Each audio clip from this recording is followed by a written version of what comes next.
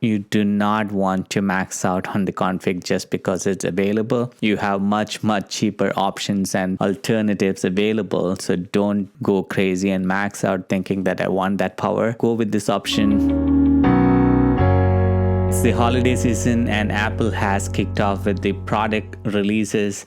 So if you're planning to look for MacBook Pros and which one to pick, I'm going to walk you through the best option and the cheapest. I mean, although it's not cheap when it comes to Apple MacBook Pros, but compared to the two options available, 14 and 16 inch, I'm going to show you the configuration that I would pick if you are into heavy video editing, because most of the programs like DaVinci Resolve or Final Cut Pro, they all use GPU intense processing power. So all you have to look for is good GPU processing. I would say don't go for the 16 inch unless you want the big screen, but if you get 14 inch, you can still connect to external monitor, multiple monitors, and get awesome videos. And if you're doing video editing, I would say go with the 14 inch. Let me show you on the screen what I mean, and then we can go over why I selected certain config so that if it makes sense, go with that. So I'm going to walk you through how to do it. So the two processors that we are looking is M1 Pro and M1 Max. We definitely want to go with M1 Max because we get the 32 core GPU, so that's the preference. But if we can get M1 Max on a 14 inch, so we will save some money. So ports available on both 14 and 16 inch, and this is critical because this is the way that you want to configure. So you have 3 USB-C ports available, so do not go overboard with the SSD config because you have plenty of USB-C option to connect faster SSD externally. So alright, so before we select the MacBook Pro, let's do a comparison so we know what to select. So I'm going to throw in the MacBook Air M1 2020 that I have, and we will compare with the 14 inch and the 16 inch. So now let's see what options we have. M1 Pro and M1 Max. You can ignore the leftmost, that is just for reference. As a starting point, somebody just want a M1, so that is the cheapest option available if you want to get into an M1 processor. So our baseline to see what is the cheapest.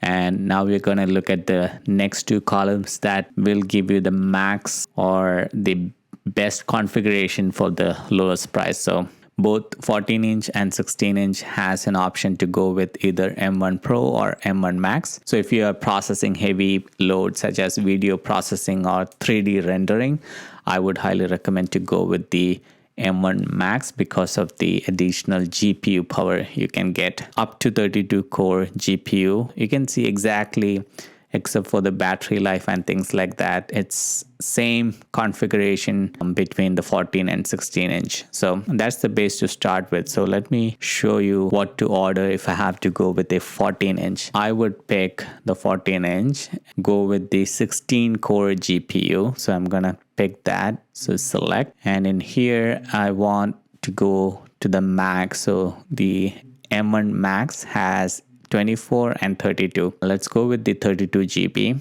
and pick the 64 GB. So both the GPU memory and the unified memory you want to the max. So the max available is 32 on the GPU and 64 on the standard memory. So storage, as I said, because you have 3 Thunderbolt port, you don't need additional storage. So do not go below 1 terabyte. You might need that as the minimum. So with that option, what we have in total is $36.99, right? So we have maxed out the GPU to 32 core and the memory to 64 gigabyte. So if you add that to the bag, that's the, I would consider as the max power someone typically need for doing all the work such as video editing and 3D rendering. So now let's go back to the Mac again and configure the 16 inch and see what's the price difference if we do that. So click on order and go to 16 inch. We have here 32 core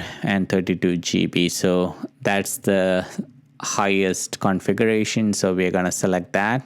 And here, if I add 64 GB, that's the only difference, going up by 200. So all other config remains same.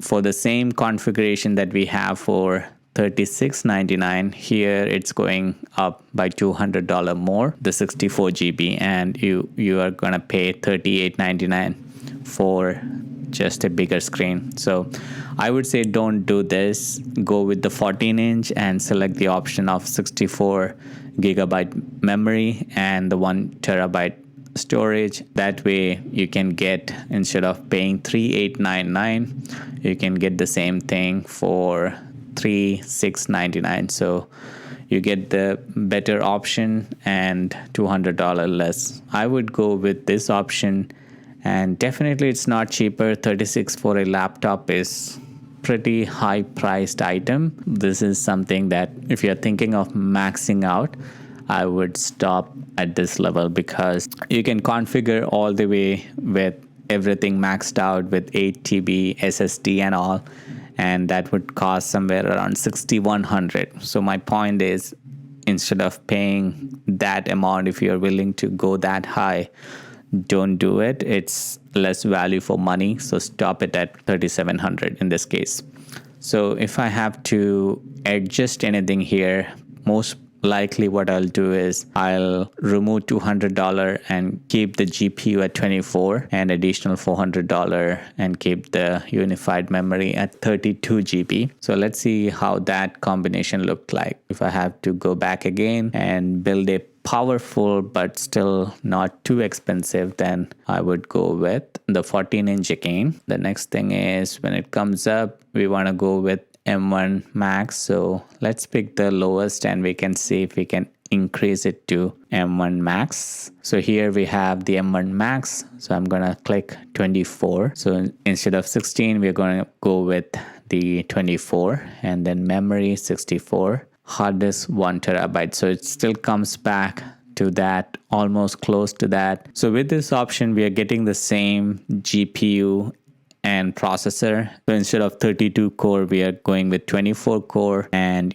what you're sacrificing is the power adapter. Instead of 140 watt, it is 96 watt. Other things remain same. So if I have to do some savings, all I'll do is, if I go with that option, that is $32.99. If I add this to the bag, okay, let's first look at the $32.99. So we have M1 Max with 32 core GPU and 32 GB unified memory.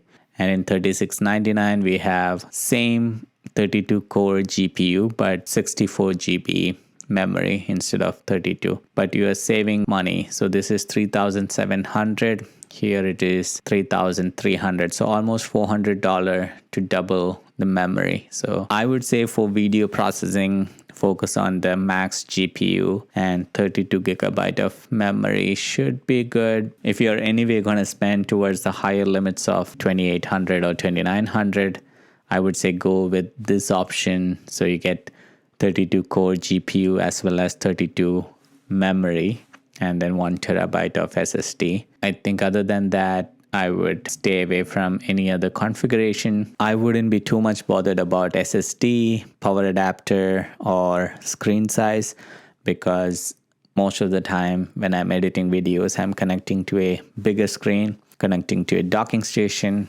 So all the other things doesn't matter. So that's my comparison and recommendation about which MacBook Pro you should select and what to look out for to not spend towards the extreme $6,000 for the maxed out version. Rather, you can spend almost half the price and get 90% of the performance that the maxed out version has to offer. Hope it helped, and if it did, give it a like. All right, so I'll see you in the next one. Take care.